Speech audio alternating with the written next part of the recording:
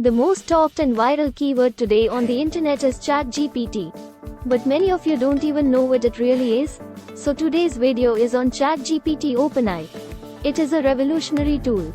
But before we carry on with our video, please press the subscribe button and click the bell icon so that you never miss an update from us. So without any further delay, let's start the video.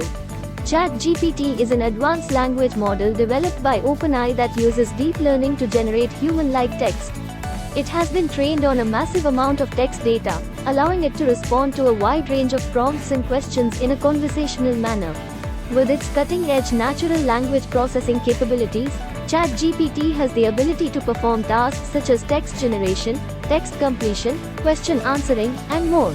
Chat GPT is built using the Transformer architecture and utilizes the GPT meaning, Generative Pre-trained Transformer, model, which is a type of language model that is trained on large amounts of text data to predict the next word in a sequence. This allows Chat GPT to generate text that is both coherent and grammatically correct. In addition to its text generation capabilities, Chat GPT can also be fine-tuned for specific tasks such as sentiment analysis, summarization, and language translation.